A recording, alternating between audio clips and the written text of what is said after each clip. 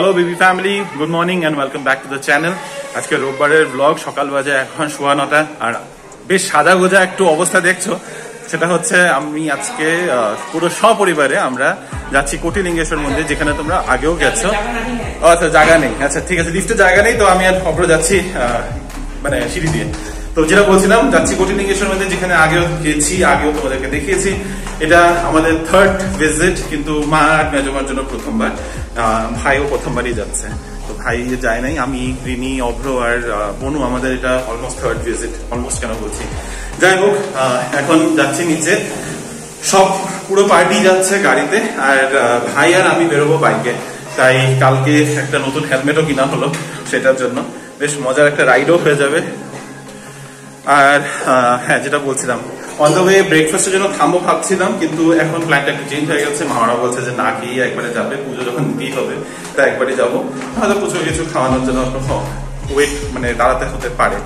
দেখা যাক পুরো দিনটা কিভাবে কাটে, তবে মোস্টলি ওই কোটিলিঙ্গেশ্বর মন্দিরেই কাটবে। তারপর ওখান থেকে বেরিয়ে কি প্ল্যান হয় না হয় বলতে পারছি না।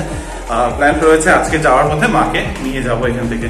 চলো, পুরো পার্টি চলেই এসেছে নিচে লিফটে করে। আসো, ওঠো ওঠো, বসো।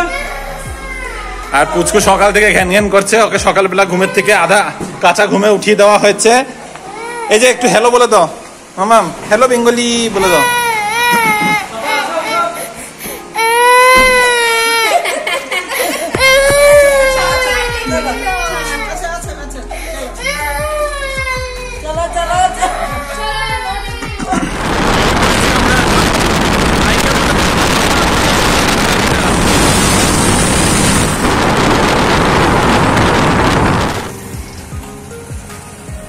গেলাম আমরা চাকা, ওই দিক দিয়ে, পিছন দিক থেকে।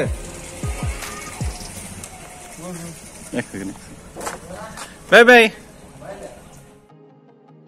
বাইকার গাড়িতে পেট্রোল ভরিয়ে মহাদেবের নাম নিয়ে আমরা শেষমেশ আমাদের আজকের যাত্রা শুরু করলাম।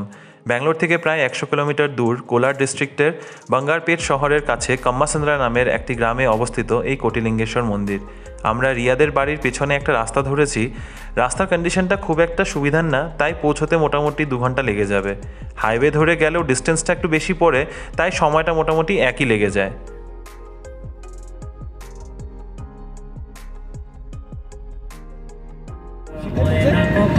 থাকতে লাগে। হ্যাঁ হ্যাঁ হ্যাঁ, এটা এটার প্রবলেম আছে, এটা দেখাতে লাগে। ঢিলা গেছে। কেন আসছো? দেখতে পাচ্ছ না ভিডিও করছি, ট্রেনটা যাচ্ছে। কি দেখতে পাচ্ছ না ভিডিও করছি, মাঝখানে চলে আসছো। মামাম ট্রেন কেন এখন ব্রেক? কেন এখন? ওই টুল বক্সটা মিররটা ঢিলা হয়ে গেছে। তোমাদের কেমন চলছে রাইড? হ্যাঁ, না ট্রেনটা দেখতে দে। কাকে ট্রেন দেখতে দেবো? নাকের মধ্যে আঙ্গুল একটা। কি সুন্দর লাগছে এই পাহাড়ের সামনে ট্রেনটা। আর আমাদের এখন কি ব্রেক টাইম? ড্রাইভার দাদা আসবে? নেই ভাই, নেই। দাঁড়াও দাঁড়াও আর দাঁড়াও আমার স্টানে ভাইয়া। এই ট্রেনটা আমাদের জন্য দাঁড়ানো। ট্রেনে করে মাগেতে চলে যাই আমরা। চলে যাই আমরা। মামা চলে যাবো? না না, আমরা সবাই যাব ট্রেনে করে। হ্যাঁ এখন নেবে না ভাই, তোদের টাকা নেয় না, টাকা নেবে না। দিয়ে দেবো না, বেকার কারোর করছে। আমরা ট্রেনে যাবো, চলো চলো। আমি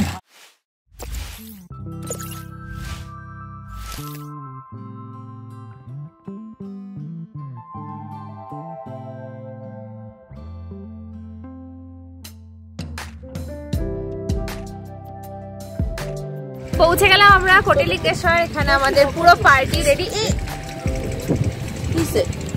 পুরো বন্ধ করলো। ভিডিও করতে করতে একটু পজ হয়ে গেলাম, কারণ পুচকু না হঠাৎ করে বমি করে ফেলেছে। গাড়ির মধ্যে যে খাওয়া দাওয়াটা করছিল, একদম গাড়ি থেকে নেমেই পুরো উল্টে দিল, আর পড়েছে পুরো রিমোর গায়ে। তাই জন্য ওগুলো ক্লিন করতে সবাই লেগে গেছিলাম। এখন পুরো লাইন ধরে আমরা মন্দিরে ঢুকছি। তো এখানকার সিস্টেমটা তো তোমরা এর আগে আমাদের ব্লগে দেখেছো। তো মোটামুটি ভালোই ডিস্টেন্স আছে আমাদের, যেখান থেকে আমরা আসলাম। অলমোস্ট 2 আওয়ার্সের উপরে লেগে গেল। আর আশা করি আজকেও আমরা বেশ ভালো ভিড় পাবো, কারণ সানডে বলে বললাম।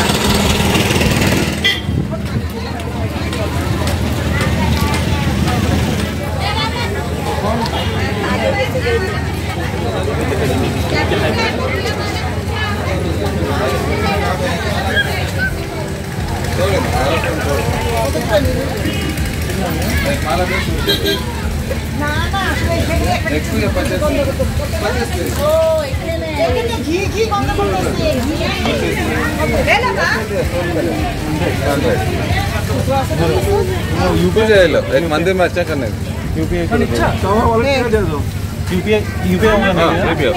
আমার কাছে ক্যাশ আছে তো। যেমন দেশ জুড়ে অন্যান্য মন্দিরে ঢোকার আগে দুপাশে পুজোর ডালা বিক্রি করার দোকান থাকে, এই মন্দিরে প্রবেশ করার আগেও একই ব্যবস্থা রয়েছে। ঘিয়ের প্রদীপ সহ একটা পুজোর ডালা 100 টাকা করে বিক্রি হয়। যদি ডালা না নিতে চাও সেই ব্যবস্থাও রয়েছে, 50 টাকাতে শুধু প্রদীপ পেয়ে যাবে। পুজোর ডালা হাতে ধরে এবার লম্বা লাইনে দাঁড়াবার পালা। লাইনটা দেখতে অনেক লম্বা হলেও বেশ তাড়াতাড়ি এগিয়ে যাচ্ছে। 20 টাকা পার হেড এন্ট্রি ফি দিয়ে মন্দিরের প্রবেশ করার মুখ্য দ্বার থেকেই দুপাশে সিঁড়ির মতো ধাপে ধাপে শিবলিঙ্গ বসানো রয়েছে। যেদিকেই চোখ যাবে সেদিকেই শুধু শিবলিঙ্গই দেখতে পাবে।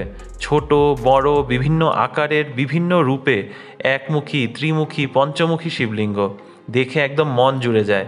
তার উপর এই মন্দিরের নাম পড়েছে কোটিলিঙ্গেশ্বর।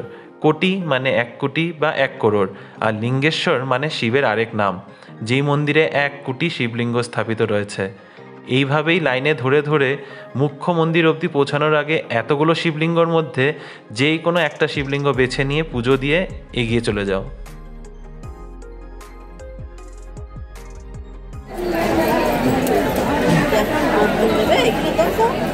এই তো লাল্লা দাও, শিব ঠাকুরকে দাও বাবু, শান্তি দাও।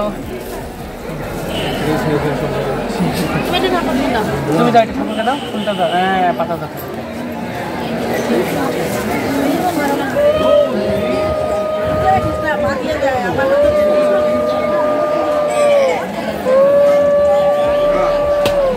এখান থেকে ফুল দিয়ে দেবো না এই প্যাকেট থেকে? দাও, এখানে একই উঠে ওখান থেকে দাও, এখান থেকে দাও।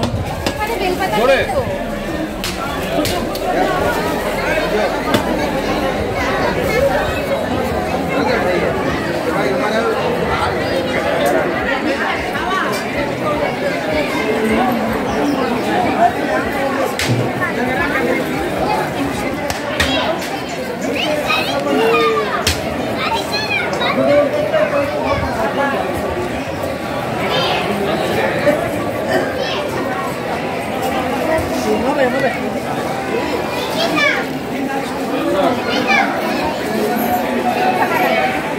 महादेव लाइन लगी समस्त में गोटे गोटे लाइन लगी नीचे जन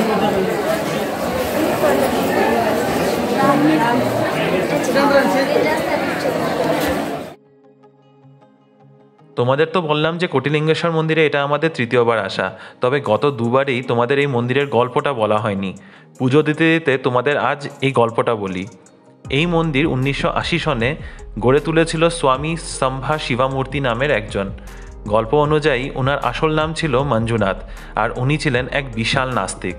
তাই মঞ্জুনাথ নামটা ওনার একেবারেই পছন্দ ছিল না, কারণ শিবের আরেক নাম মঞ্জুনাথ। উনি প্রায়ই শিব ঠাকুরকে গালাগালি করতেন। উনি যখন বড় হয়ে বিয়ে করেন তখন ওনার বউয়ের জোড়াজুড়িতে উনি কাছের এক শিব মন্দিরে যান, যেখানে ওনার প্রবেশ করা মাত্রই মন্দিরের সব প্রদীপ নিভে যায়। মন্দিরে উপস্থিত সবাই ওনাকে ওখান থেকে চলে যেতে বলে, কিন্তু সেই প্রদীপ কিছুতেই আর জ্বালানো যায় না। মন্দিরটা অন্ধকার পড়ে থাকে। সেই দিন রাতে মহাদেব ওনাকে স্বপ্নতে দেখা দেয় আর ওনাকে মন্দিরের প্রদীপগুলো নিজের হাতে জ্বালাতে বলে। পরের দিন উনি গিয়ে যখন প্রদীপগুলো জ্বালায়, সেই প্রদীপ আগের থেকেও অনেক উজ্জ্বলভাবে জ্বলে ওঠে। মঞ্জুনাথের মনের পরিবর্তন হয়। নিজের জীবনকালে উনি যতবার মহাদেবকে অপমান করেছিলেন, সেই প্রতিটা অপমানের জন্য একটা করে শিবলিঙ্গ স্থাপিত করেন, মোট 1 কোটিটা। এই ঘটনার পর উনি নাস্তিক থেকে আস্তিকে পরিণত হন, আর এই কোটিটা শিবলিঙ্গর সাথে কোটিলিঙ্গেশ্বর মন্দিরের ভিটে রাখেন।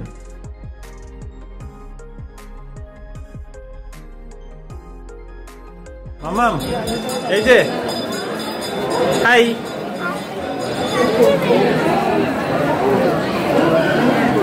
আমরা একরকম বাইরেই আমাদের পুজোটা দিয়ে ফেলেছি। এখানে সবাই এখানেই দিচ্ছে, এখানে বাকি নিবেদন করে, নিবেদন বলতে বাইরেই নারকেল দিয়ে দেওয়া বা ফুল টুল সব কিছু বাইরেই দিয়ে দিয়েছি, কারণ ভেতরে অতটা অ্যালাউডও থাকে না। ওখানে বা সব নিয়ে নেয়, নিয়ে গিয়ে ডাম্প করে দেয়। সেখানেই ভালো। পুজো আমাদের শেষ হলো এখন।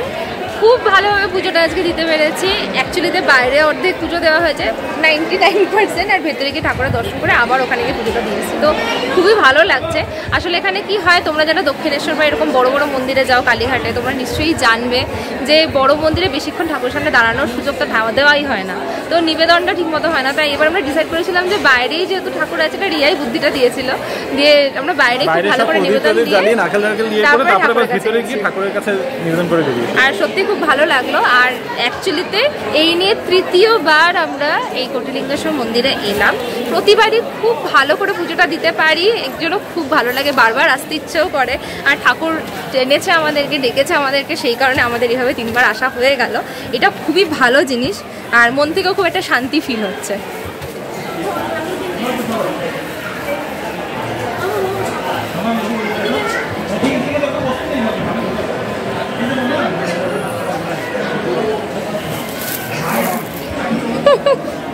কি করতেছে দেখি তো, এইও দেখি তোর মতো হয়ে গেছে। এটা এখন শেষ ভাগের দর্শন। এখানে সব থেকে বড় যে শিবলিঙ্গটা আছে, মন্দির মূর্তিটা, এটা এদিকে আছে, সেদিকে মাদেরকে এটা দেখানোর জন্য নিয়ে এসে পড়লাম। মেন মন্দিরটা পেরিয়ে আরও ভেতরে ঢুকলে আরও অনেক ছোট ছোট মন্দির রয়েছে।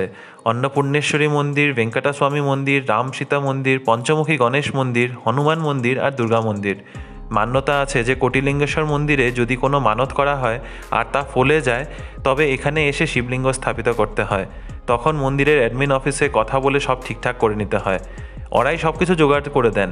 6000 টাকা থেকে শুরু হয় এই বিধি। লিঙ্গ স্থাপনা থেকে পূজা অর্চনা সবটাই করিয়ে দেওয়া হয়। আমরাও ঠাকুরের কাছে নিজের মনোকামনা নিয়ে এসেছি। নন্দীর কানে কানে মহাদেবের কান অবধি সেই কথা পৌঁছয় কি না সেটা একমাত্র সময় বলবে। ওই যে বলে না, বিশ্বাসী সব। কেমন লাগলো তোমাদের প্রথম ভিজিট? খুব ভালো লাগলো, এই তীর্থস্থান ভ্রমণ করে খুব আনন্দ পেলাম। আবার উল্টো দিকে কেন? কি হলো? দেখতে বেরোতে হবে। ওহো, কেমন লাগলো মা?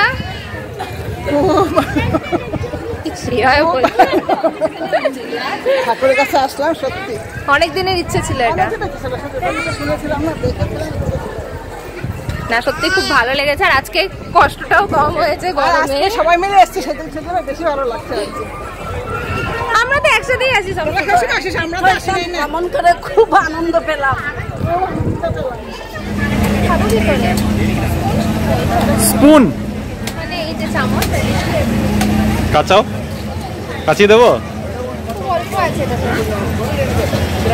ঠিক আছে। একদম ওই পাতলা মালাই বলেছ।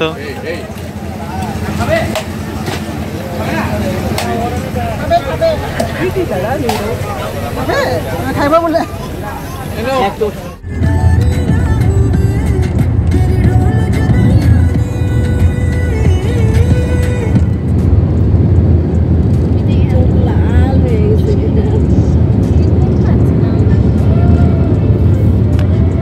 খাবারটা খেলে তখন আমার ঘুম পাবে, খিদে পেয়ে।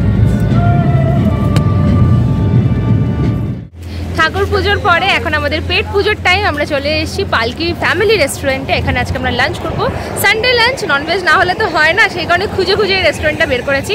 তোমরা যদি এই রাস্তায় কেউ আসছো, কোলার হাইওয়েতে এই রেস্টুরেন্টটা কিন্তু দেখতেই পারো। তবে খাবার রিভিউটা এখনই দিচ্ছি না, অ্যাম্বিয়েন্সটা মোটামুটি ঠিকঠাক লাগছে। চলো তোমাদেরকে নিয়ে যাই।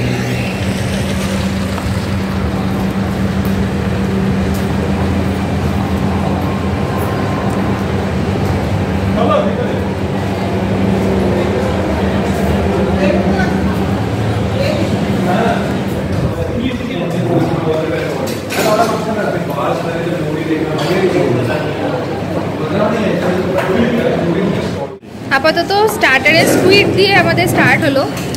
খাবার পাতে প্রথম পাতে স্কুইড। সকাল থেকে উপোস থেকে দাদা ফার্স্ট টাইম খাচ্ছে, কেমন লাগছে? ও, কার ফার্স্ট টাইম? তোর ফার্স্ট টাইম স্কুইড? না, আমি খেয়েছিলাম রায়ন বাটি নাকি অক্টোপাস, আমার তো হেভি লাগে খেতে। আজকের মেইন কোর্সের মেনুতে রয়েছে হলো বাটার নান বা গার্লিক নান, তার সাথে এগ কোরমা, আর এখানে রয়েছে মাটন রোগান জোশ। সবার এত যে হারে খিদা পেয়েছে। তুমি একটা মাটন কি একটা অর্ডার দিয়েছিলে না, কিমা? না, আমি আর কিছু অর্ডার দিইনি।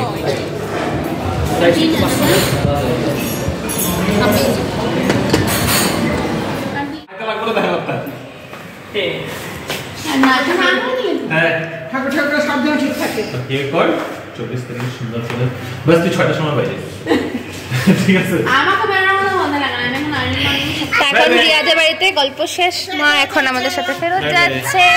বাই বাই, আজকে ট্রিপটা খুব ভালো হলো। C you. পাপা যাচ্ছে তো, পাপা যাবে কিন্তু গাড়ি করে পাপা দিয়ে নিয়ে টাটা। যাবে। চলো এই রুমাল তো নেই কেউ। আমার কাছে আছে তো মার আজকে 1 সপ্তাহের ঘোরা কমপ্লিট হলো রিয়াদের বাড়ি থেকে। আমরা এখন যাচ্ছি আমাদের গন্তব্যস্থলে ফেরত। ভাই অলরেডি বেরিয়ে গেছে, একটা ছোট্ট টেলারের কাজ আছে, সেটা করে আমরা বেরিয়ে যাব। আজকে কিন্তু ঘোরাটা বেশ ভালো ছিল আর খুব টায়ারিংও হয়েছে কিন্তু মজাও হয়েছে। সারাদিন ধরে সবাই একসাথে খুব এনজয় করলাম। আই হোপ তোমাদেরও খুব ভালো লেগেছে আমাদের কোটিলিঙ্গেশ্বরের ট্রিপটা। সারাদিন বাইরে ঘোরাঘুরি করে এখন অনেক রাত করেই বাড়িতে ঢুকেছি। মোটামুটি এখন বাজে 9টা। এখন হবে রান্না বান্না সব করা বাকি রয়েছে, করে ডিনার করবো। তো আজকে ব্লগটাকে এখানেই শেষ করছি। আশা করছি তোমাদের এই ব্লগটা খুব পছন্দ হয়েছে। ভালো লেগে থাকলে please like share comment and subscribe to our channel Bengaluru Bengalis. Bye bye, good night.